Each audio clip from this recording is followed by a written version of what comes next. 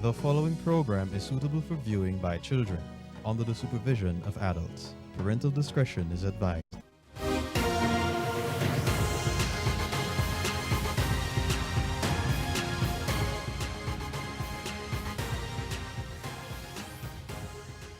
Falmouth Mayor insisting the local authorities did not know about the planned demolition in Cooper's Bend. Good evening and welcome to Primetime News. Welcome also to our viewers on TVJ International in the Cayman Islands and online at onespotmedia.com.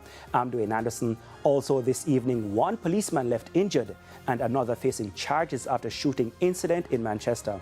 And Clarendon woman slapped with multiple charges including public mischief and larceny after fake pregnancy plot. Today is Saturday, so we will also have the Saturday Sports Special and weather later in this newscast. So please stay with us. The news in detail right after this break. KFC Summer Bucket.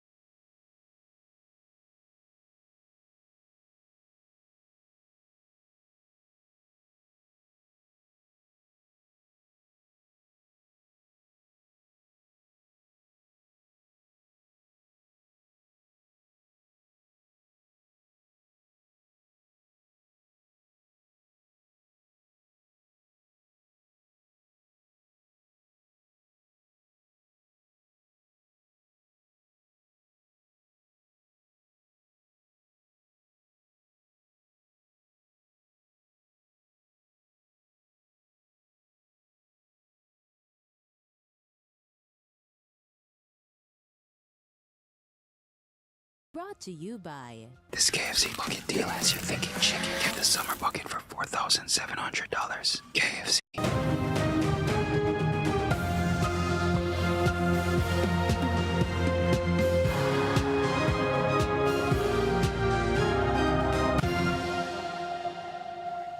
Welcome back to Primetime News and a special welcome to folks on onespotmedia.com.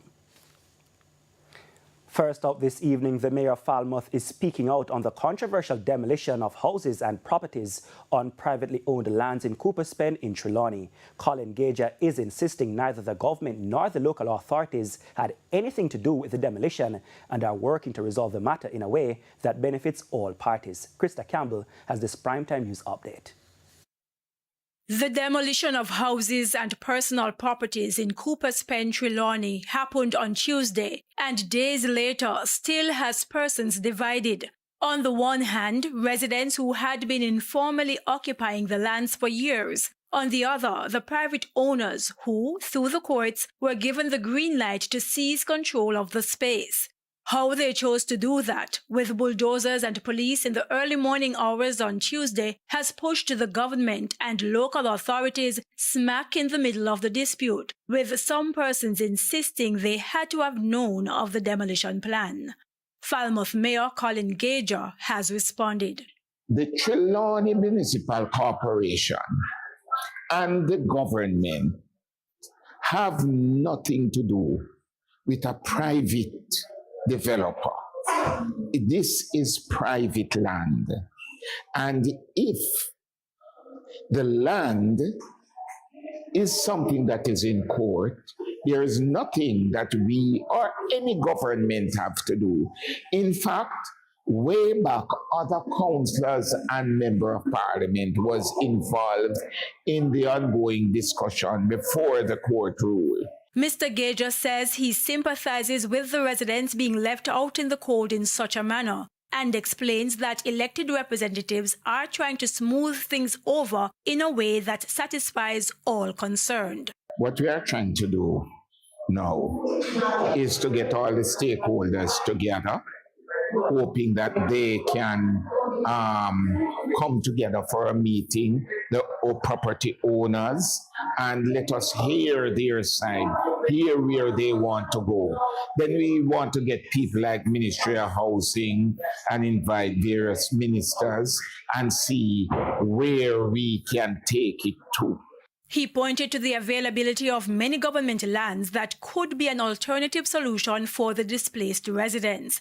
But more than that, he stressed that the build-out of informal settlements, more commonly termed as squatting, is a worsening parish-wide issue. Look at Hague. In Hague, we have a problem with even the place where the Hague sewage system should be built. That's taken over by persons building houses on it. If you go down by Scarlet Hall, there are two big pieces of land that is under contention right now because persons have gone on these lands to really build and set up houses. He's also appealing to residents not to buy lands being sold way below market value. Because when you see a person, say, selling out the land cheap, just letting out and giving you the promise that government will take over, it is not so at all times. And some of these lands, they are for other projects that they might want to do, because right now part of Scarlet Hall is for a project that an approved plan is at the council. Krista Campbell, TVJ News. Thanks, Krista. A police officer narrowly escaped serious injuries after he was shot at while driving along the Spur Tree Main Road in Manchester. As you will hear in this report, he was shot at by another police officer. Jamila Maitland has details. The Manchester police are tight-lipped about the circumstances that led to one police corporal needing treatment at the hospital and another taken into custody following a dramatic shooting along a section of the Spur Tree Main Road Saturday morning. The incident occurred about 12:15 a.m. It's reported that the corporal was driving his Toyota Axiom motor car when another vehicle drove up beside him. The driver reportedly fired several shots into the policeman's car, which damaged his vehicle and grazed his forehead. The policeman drove himself to the hospital where he was treated. However, a police source told TVJ News that the shooting stemmed from an alleged road rage incident. During a verbal altercation, a firearm was drawn. It led to the other motorist drawing his firearm and the shooting started. The motorist is also a police corporal. The officers are attached to two different police stations and, according to our source, are not known to each other. The Independent Commission of Investigation, INDICOM, is probing the incident. Jamila Maitland, TVJ News. Thanks, Jamila. To a case now that has left some residents shocked and a Clarendon woman facing 2 charges and one man heartbroken after realizing he lost a lot of money and will also not become a father. Details in this report. 46-year-old Marcianette Thomas from New Boynes in Clarendon has been charged with larceny by trick or fraud and creating public mischief. She was charged by detectives in Clarendon following an intense investigation into a case that dates back to December 2025. Investigators say 9 months ago, the woman reportedly told a man she was intimate with that she was pregnant with his child, following which the male began providing the woman with monies to care for herself and the unborn child. But the big plot twist came on the 9th of August when the woman was supposed to give birth in St. Andrew. The complainant said he became worried when he could not reach the woman. Further checks with the St. Andrew hospital she was to give birth revealed no such patient had been admitted to the maternity ward. 4 days later, on August 13, the woman reportedly called the man to explain she, her other son, and the baby were abducted by 4 Clarendon police officers who kept them for 3 days in an undisclosed location. She contends she and her son were subsequently released, but the baby was taken and she could not say to where. But further checks by the police revealed what was an intricate plot by the woman to trick the man out of sums of cash. Detectives say she confessed that the story was made up, meaning there were no kidnappers dressed like police officers, no kidnapping, no missing baby, and in fact, there was no baby at all. A court date is being finalized for the woman, at which time she's expected to answer the charges. To other news now, an app to make it easier to report domestic violence is one step closer to becoming a reality. Gender Minister Olivia Babsey-Grange inked the deal on Friday with Amber Innovations Limited to create the $80 million Jamaican JamSafe app that's being done free of cost to the government. Minister Grange says it was a campaign promise aimed at strengthening the current systems of reporting and addressing intimate partner violence, which often turn fatal. Survivors of gender-based violence often experience delays in accessing help, confusion about service pathways, fragmented response mechanisms, and limited discrete reporting options. The platform is being designed to provide access to emergency assistance, gender-based violence support, information and referral services, while strengthening coordination among the agencies and professionals responsible for responding to these cases. The minister says a key part of the app will allow 24/7 reporting through a helpline that will provide emergency support like counseling. And to improve support for survivors through inclusive design that functions without mobile data or credit. And finally, to strengthen response coordination through intelligent routing, triage, and follow-up mechanisms. To some tragic news from the Garden Parish, the Discovery Bay Police in St. Anne are investigating the circumstances surrounding the suspected drowning of a 4-year-old boy at the popular Portosica Beach on Thursday afternoon. Reports are that the boy, who is from Portmore St. Catherine, was at the beach with his parents and other family members. About 2:40, a lifeguard on duty saw the boy wandering at a section of the beach and brought him to his parents. The boy reportedly disappeared again, and his relatives and a team from the Jamaica Defense Force JDF launched a search for the boy. The child was spotted motionless in a swimming pool for adults at another section of the property. He was pulled from the water and CPR administered. He was taken to the St. Anne's Bay Regional Hospital but was pronounced dead shortly after arrival. 2 people are dead and 3 persons injured following a motor vehicle crash along the Spanish Town leg of the PJ Patterson Highway in St. Catherine. The crash happened about 11:10 this morning. TVJ News understands that a 2013 white Mitsubishi Lancer motorcar with 5 occupants reached close to the Bernard Lodge Bridge when the driver lost control of the vehicle and ran off the road. The driver succumbed to his injuries and died on the scene. A second person died while being treated at hospital. And we take another break, but please stay with us because there's more local stories when we return.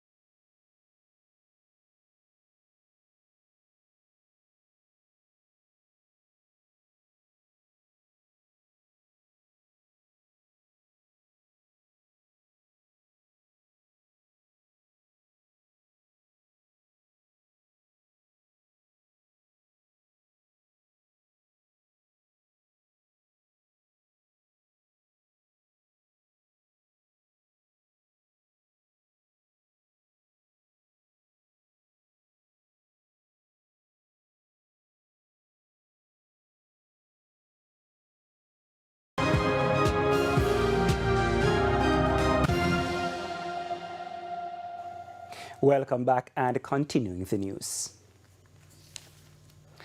There is uncertainty about the start of the new academic year for at least 2 schools in St. Elizabeth who are still struggling to have repairs done from Hurricane Melissa. Krista Campbell has that story. From Quick Step Primary School in northeast St. Elizabeth to Carisbrook Primary in the northwestern end of the parish, battle scars remain from Hurricane Melissa's onslaught on October 28, 2025. At Carisbrook Primary, lush grass from the school's field counteracts the ugly truth behind these walls. Zinc roofs torn from the Category 5 hurricane and the prevailing winds that often whip through the area. Sheets of tarpaulin intended to provide alternative covering, barely hanging on as if at their wits' end. This is the roof. We put some tarpaulin on it or what's left of it. But with the amount of wind we have here, this goes quite quickly. We've lost the AC, we've lost all the computers, we've lost our smart boards, we've lost basically everything, records, windows. Inside a classroom, furniture tossed about as if ambushed in a fierce fight, and in the school's computer room. When we got back after the hurricane, the computers were floating all over the place. So it is. We've lost no less than 20 computers. We've lost. Those are laptops. We've lost smart boards. We've lost the AC system. 3 weeks before the start of the new school year, and with rains predicted in the coming days, Principal Patrick Malcolm is the picture of concern.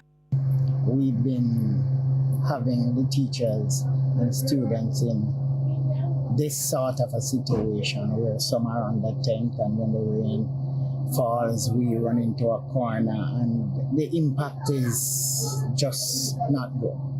And therefore, we're calling on those persons who are totally responsible to hasten the steps so that at Carisbrook we can have comfort for September. Now he's stressed that there has been government intervention.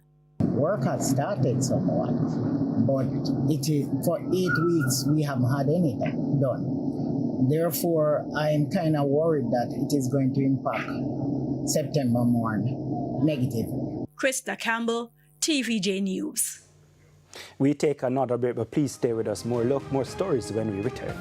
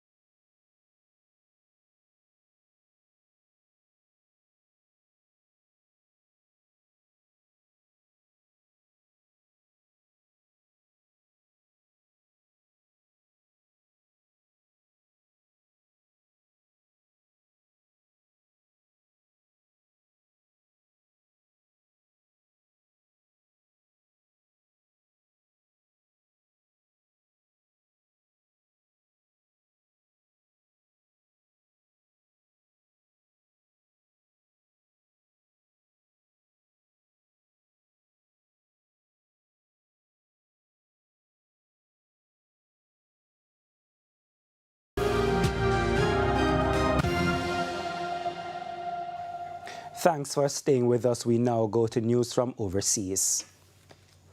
A powerful magnitude 7.7 earthquake struck off the coast of Indonesia early Saturday, killing at least 47 people.